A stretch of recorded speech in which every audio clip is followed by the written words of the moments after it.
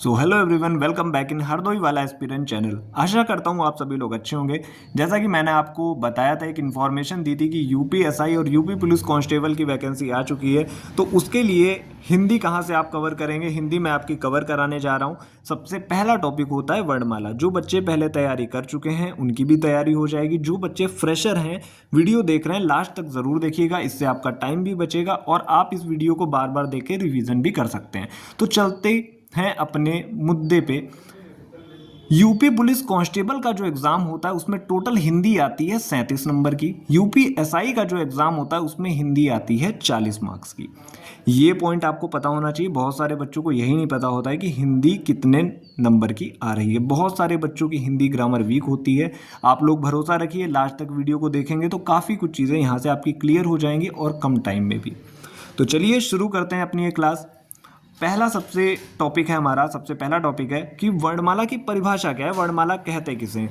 तो जो वर्णों का व्यवस्थित क्रम होता है वही कहलाता है वर्णमाला। कई बार एग्जाम में डेफिनेशन पूछी जा चुकी है कि वर्णमाला किसे कहते हैं। अब बात करते हैं कि वर्णमाला को कितने भागों में विभक्त किया गया है। तो दो भागों में विभक्त किया गया है, स्वर और व्यंजन। बिल्कुल आपको कंफ्यूज नहीं होना है। स्वर क्या होते हैं? स्वर वे वर्ण होते हैं जिनका उच्चारण स्वतंत्र रूप से होता है। व्यंजन वे वर्ण होते हैं जिनका उच्चारण स्वरों की सहायता से होता है या फिर वो स्वरों की सहायता से बोले जाते हैं। आई होप आपकी ये चीज़ें कवर हो गई होंगी, क्लियर हो गई होंगी। कुछ दो इंपॉर्टेंट पॉइंट है, अक्सर बच्चा इसमें कंफ्यूज रहता है कि भाषा की सबसे छोटी लिखित इकाई कौन सी है, तो वो कहलाती है वर्ण। भाषा की सबसे छोटी मौखिक इकाई कौन सी है, वो कहलाता है ध्वनि। तो ध्वनि जो हम बोलते हैं उसे कहते हैं मौखिक इकाई सबसे छोटी। और जैसे ही हम बोली गई चीज़ को अगर लिख दें, किसी वर्ड को हम लिख दें, तो वो हो जाती है हमारी सबसे छोटी लिखित इकाई। चलते हैं अगले पॉइंट पे। तो अगला पॉइंट हमारा क्या है कि हिंदी वर्णमाला में कुल वर्ण कितने हैं। मोस्ट कंफ्यूजिंग है, बहुत सारे बच्चों के अंदर अभी था कि 52 है, बहुत सारे बच्चे 53 कह रहे थे। तो मैं एक चीज़ क्लियर कर देता हूँ, इसे कोई भी गलत नहीं कर सकता। अभी टोटल वर्णों की संख्या हो गई है 53। पहले 52 थे। अभी हिंदी निदेशालय ने एक नया विशिष्ट व्यंजन जो है वो जोड़ दिया है, ये रहा वो विशिष्ट व्यंजन।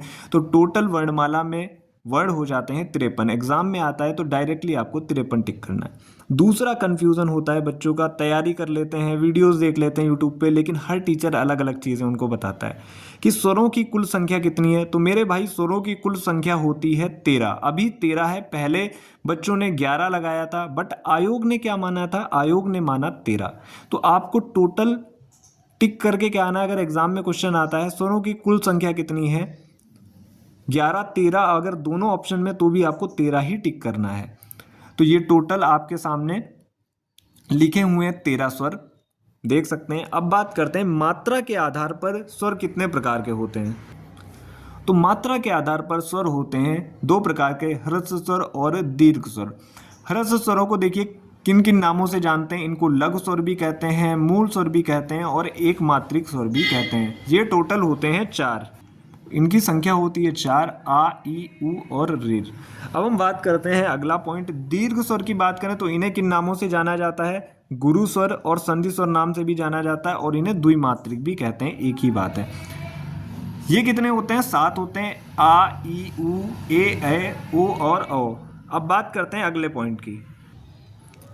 तो हम बात कर लेते हैं एक मात्रिक और द्विमात्रिक स्वरों की।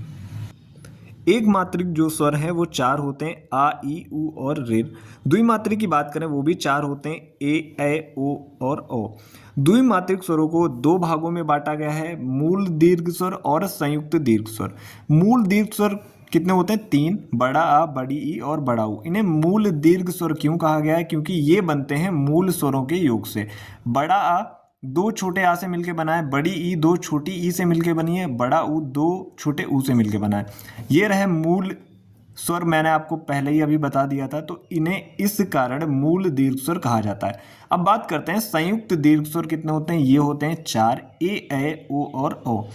ये रीजन क्या है, संयुक्त क्योंकि ये भी दो के योग से बनते हैं। आ और ई से ए बनता है, आ और ई से मिलके बनता है और ओ आ और ऊ से मिलके बनता है। औ की बात करें तो आ और ओ से मिलके बनता है। अगर आपसे बहुत टफ क्वेश्चन पूछेगा तभी आपसे ये क्वेश्चन पूछेगा, फिलहाल तो केवल क्वेश्चन ऐसे आते हैं कि निम्न में से कौन सा मूल स्वर है, कौन सा दीर्घ स्वर है या संधि स्वर है, ऐसे क्वेश्चन आ जाते हैं। फिलहाल मैं सारी चीज़ें मुझे पढ़ानी है तो मैं हर एक पॉइंट को कवर करके चलूंगा जिससे आपका एक भी क्वेश्चन ना छूटे। ऐसे तो मैं सरल भी पढ़ा सकता हूँ कि इजी इजी ऊपर से पढ़ा दिया बस काम खत्म, ऐसा नहीं करना है। आपको बिल्कुल एकदम डीप में कैसे चीज़ें हुई, क्या हुआ, हर एक रीज़न सहित चीज़ें बता रहा हूँ, तो ध्यान से सुनिएगा जो भी बच्चे सीरियस हैं। चलते हैं अगले पेज पे। अब हम बात कर लेते हैं वर्णमाला में लेखन के आधार पर वर्ण कितने हैं। तो टोटल अभी मैंने आपको पहले ही बताया था, कई बार आपकी चीज़ें यहाँ पे रिवाइज हो जाएंगी। तो 52 पहले थे, एक और जोड़ दिया गया तो 52 और एक हो गया 53, टोटल वर्ण हो गए 53, अब 52 नहीं रहे। अब बात कर लेते हैं इनका क्लासिफिकेशन, सारी चीज़ें जान लेते हैं। ये 53 कैसे हैं, तो स्वर टोटल कितने, 11 मैंने आपको बताया, इसमें दो अयोगवाह को भी जोड़ेंगे तो 13 हो जाएंगे, इसीलिए मैंने अयोगवाह को यहाँ पे अलग से लिख दिया है। 11 आपके स्वर हो गए, स्पर्श व्यंजन 25 हो गए, ऊष्म व्यंजन 4 हो गए, अंतस्थ व्यंजन भी 4 हो गए, संयुक्त व्यंजन 4 हैं, द्विगुण व्यंजन 2 हैं, अयोगवाह 2 हैं और विशिष्ट व्यंजन 1 है। स्पर्श मैंने आपको अभी आगे भी मैं बताऊंगा, का वर्ग से लेके पा वर्ग तक स्पर्श व्यंजन होते हैं। ऊष्म व्यंजन शा, शा, सा और हा, अंतस्थ व्यंजन या, रा, ला, वा, संयुक्त व्यंजन छ, त्र, ज्ञा, श्रा, द्विगुण व्यंजन डा और ढा जिनके नीचे एक पॉइंट लगता है, बिंदी लगती है, उसे कहते हैं द्विगुण व्यंजन, अयोगवाह, अंग और आहा। तो ये है टोटल 53, एक विशिष्ट वर्ण और व्यंजन ऐड हुआ है तो टोटल हो गए 53। जब आप इनको ऐड करोगे तो 53 आएगा। कई बार क्वेश्चन आपसे आ जाता है कि स्पर्श व्यंजनों की कुल संख्या कितनी है, 25 है। ऊष्म व्यंजन कितने हैं, तो आपको टिक कर देना है, 4 हैं। स्वर कितने हैं टोटल, तो 13 हैं, अयोगवाह को भी ऐड करके। अगर केवल क्वेश्चन आता है अयोगवाह कितने होते हैं, तो अयोगवाह 2 होते हैं, अंग और आहा। विशिष्ट व्यंजन कौन सा है, एक विशिष्ट व्यंजन है। अब हम बात करते हैं, एग्जामिनर आपको जब फंसाने की कोशिश करता है तो वो ऐसे क्वेश्चन जरूर रखेगा कि उच्चारण के आधार पर स्वर आप बता दीजिए। तो उच्चारण के आधार पे जो बात आती है तो टोटल स्वर हो जाते हैं 10, जिसमें 2 अयोगवाह हमारे छोड़ दिए जाते हैं। लेकिन कुल स्वर आए या फिर केवल आए स्वर तो आपको 13 ही टिक करना है। अगर आपसे स्पेशली क्वेश्चन पूछता है कि उच्चारण के आधार पर बताइए तो आपको टिक करना है 10। चलते हैं अगले पॉइंट पे। तो बात करते हैं कामता प्रसाद गुरु के अनुसार वर्णों की संख्या कुल कितनी है। तो कामता प्रसाद गुरु ने बताई थी 43। अब हम बात करते हैं उच्चारण के आधार पे। उच्चारण के आधार पे अभी मैंने आपको बताया कि स्वर कितने हैं 10, स्पर्श व्यंजन 25, अंतस्थ व्यंजन 4, ऊष्म व्यंजन 4 और द्विगुण 2, इन सबको ऐड करेंगे तो आ जाएगा 45। उच्चारण के आधार पे कुल वर्ण 45 हैं और कामता प्रसाद गुरु के अनुसार वर्णों की संख्या है 43। अब हम बात कर लेते हैं स्वर की। अब हम इसको अच्छे से पढ़ेंगे एकदम डीपली। स्वर की बात कर लेते हैं तो जिन वर्णों का उच्चारण स्वतंत्र रूप से होता है वे कहलाते हैं स्वर। अब बात है स्वरों की कुल संख्या की।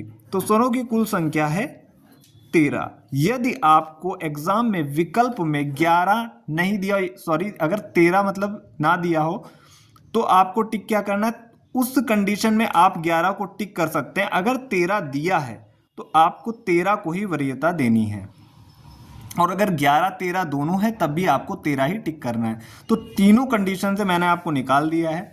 अगर 13 नहीं दिया है एग्जाम में तो आपको 11 टिक करना उस कंडीशन में, 11 13 दोनों दिए हैं तो भी आपको 13 ही टिक करना है। अब हम बात करते हैं स्वरों के प्रकार। अभी मैंने आपको बताया ह्रस्व स्वर, दीर्घ स्वर और प्लुत स्वर। तो मैंने आपको भी बताया था स्वरों के प्रकार में 2 होते हैं, ह्रस्व स्वर और दीर्घ स्वर। तीसरा है, बहुत सारे बच्चे कंफ्यूजन में रहते हैं इसीलिए मैंने यहाँ पे लिख रखा है प्लुत स्वर। इसे देखिए स्वरों में नहीं जोड़ते हैं, ये आप लोग याद रखिएगा, इसे स्वर में काउंट नहीं करते हैं।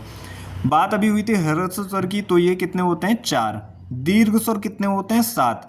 प्लुत स्वर जिनके उच्चारण में बहुत अधिक समय लगता है, जैसे हम ओम का उच्चारण करते हैं तो ये प्लुत स्वर हो गए, लेकिन ये स्वर में काउंट नहीं होगा। अगर एग्जाम में आता है कि स्वर कितने होते हैं, जो स्वर का प्रकार है वो कितना होता है, तो आपको टिक करना है 2 प्रकार के स्वर होते हैं, ह्रस्व स्वर और दीर्घ स्वर। तो यहाँ से आपके कंफ्यूजन काफ़ी क्लियर हो गए होंगे। चलते हैं अगले पॉइंट पे। तो बात कर लेते हैं स्वरों का वर्गीकरण उच्चारण के आधार पे।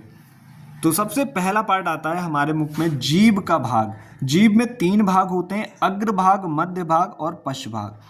अग्र भाग से जो स्वर बोले जाते हैं, जिन स्वरों का उच्चारण होता है वो है ई, ए और ए।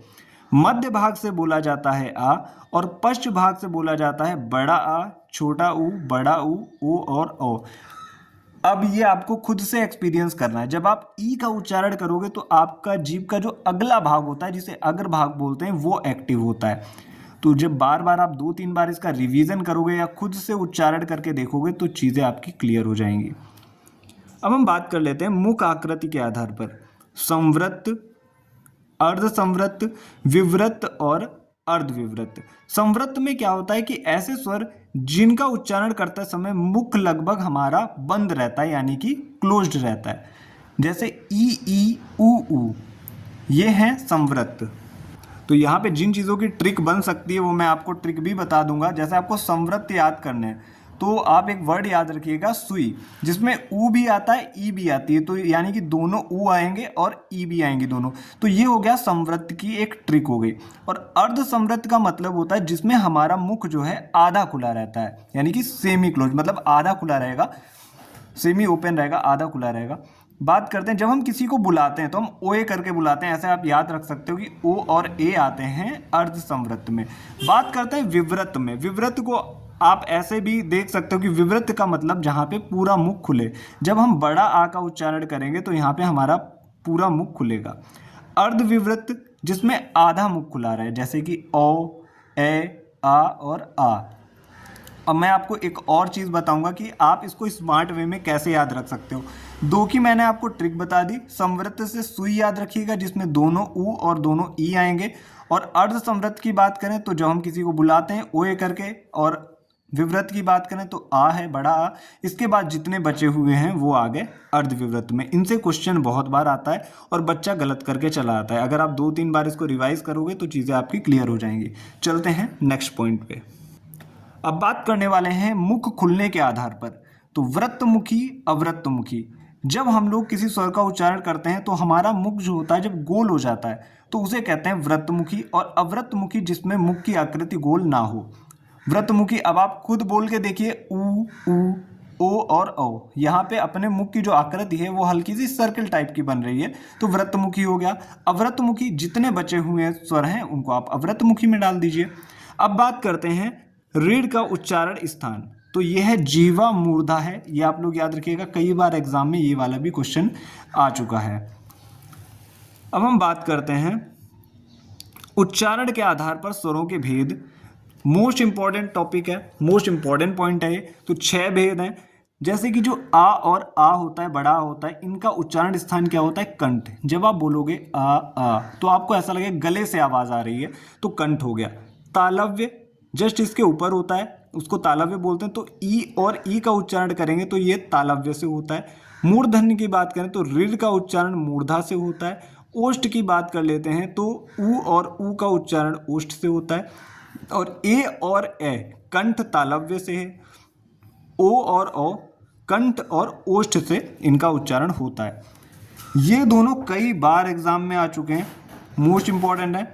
कंठ तालव्य ए, कंठ ओष्ठ ओ और ओ। ओष्ठ स्वर की बात करें तो ऊ और ऊ। इसका आप स्क्रीनशॉट भी ले सकते हो, नोट डाउन कर सकते हो। ऐसा नहीं है कि आपको एक बार में देखते ही चीज़ें लर्न हो जाएंगी, इसका आपको 1-2 बार रिवीजन भी करना पड़ेगा। चलते हैं नेक्स्ट पेज पे। नेक्स्ट पॉइंट है हमारा अनुस्वार। जब किसी वर्ण का उच्चारण करते समय हवा केवल नाक से निकलती है तो उसे कहते हैं अनुस्वार। उदाहरण के लिए जैसे बंदर, कंधा, लंगर, ये होते हैं अनुस्वार के उदाहरण। बात करते हैं विसर्ग की, तो इसका उच्चारण हा के समान होता है। जब हम किसी का उच्चारण करते हैं जैसे प्रातः, लास्ट में हा आ रहा होगा अतः, तो ऐसे इसका उच्चारण होता है, इसे कहते हैं विसर्ग। बात करते हैं अनुनासिक की, जिसमें चंद्रबिंदी भी इसको बोलते हैं। जब किसी वर्ण का उच्चारण करते समय हवा नाक व मुख दोनों से निकलती है तो इसे कहते हैं अनुनासिक। मोस्ट इंपॉर्टेंट पॉइंट है ये। जैसे लहंगा, धंसना, हंसना, जैसे ही आप इनका उच्चारण करोगे तो आपको लगेगा कि नाक और मुख दोनों से इसमें वायु निकलती है, तो इसलिए इन्हें बोलते हैं अनुनासिक।